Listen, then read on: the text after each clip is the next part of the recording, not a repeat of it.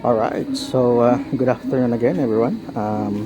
Bali update tayo sa breeding session natin ngayon, no? Bali ang ginagawa natin is nililipat na natin yung mga egg nila sa parang nursery, no? Yan. So para hindi na mapagod yung mga male natin na ialagaan yung mga eggs niyan, no? Ito na po yung ginagamit kong method since nung second session, first, second, and third po. So pang fourth na ngayon na isang bultuhan. So, well, ang ginagamit ko lang ito lang po, no? Ini-scope lang natin. Kanya ito, ililipat na rin po natin to. So, well, mahirap mag-video na ng mag-isa lang habang naka-video, no? Pero ganyan po lang yung style niyan. So, ayan, mahirap gawin na. Tapos, uusog lang natin yung lalagyan natin siya banda sa yan. Alright. Magiging ganyan lang po. Ayan, dumikit na naman. Nakatikit na naman siya. Ayan. Bali, ganyan lang po. Ayan. Tapos, ililipat natin siya dito ng dahan-dahan. Boop. Ayan, no?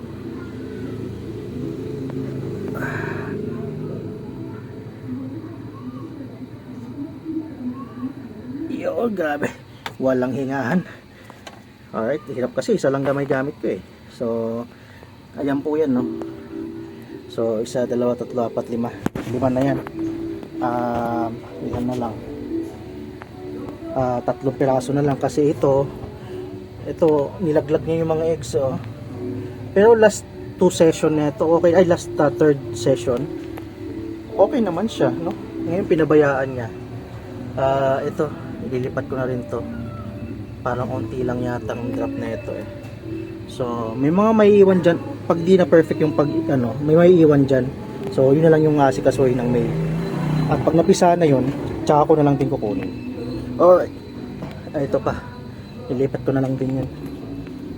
Ito kasi nahuli ko tong i-add sa natin, inahuli ko siyang lagyan ng partner.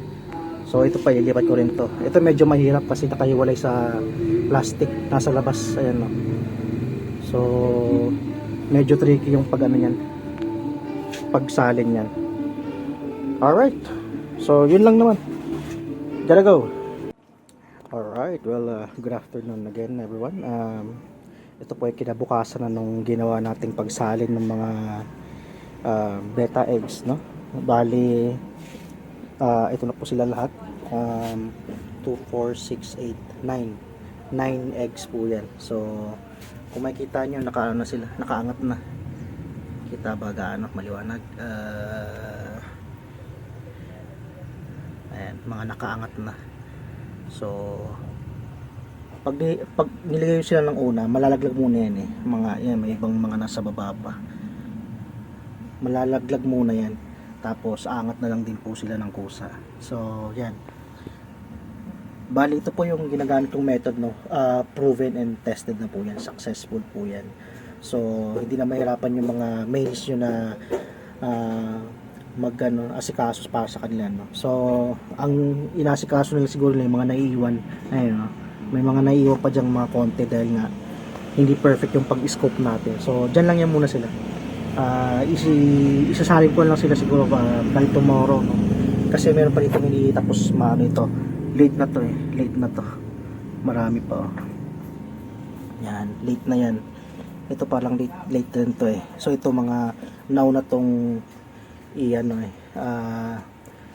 i-drop. So by tomorrow siguro fully hatch na to lahat. Alright. Yun lang po,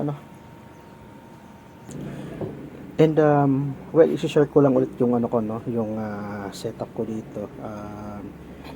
Ito po yung mga collection ko ng wild guppies or kataba kung tawagin, no. So natutuwa ako sa mga ito kasi nga wala lang, childhood memories. So kaya nag-set up tayo ng sarili nilang siguro I think i-upgrade ko to ng 5 gallons kasi napakaselan din pala nito. Yung mga nasa walang aerator, mabilis mamatay, mabilis maubusan ng oxygen, kaya ito buhay na buhay sila sa may aerator. Pero yung female talagang ano sila, hindi sila nahirapan ng walang aerator. Kayang-kaya nila. Wala pang namamatay, no? So, siguro bibili na lang ako ng tank para sa isang community na lang sila. Alright. Napakaselan, no? Tapos, hindi rin kumakain ng pellets. BBS talaga. Dried BBS yung pakain ko dyan, eh. Yun ang kinakain nila, eh. Diba? Kakatuwa nga naman. Alright, yun lang. Gotta go.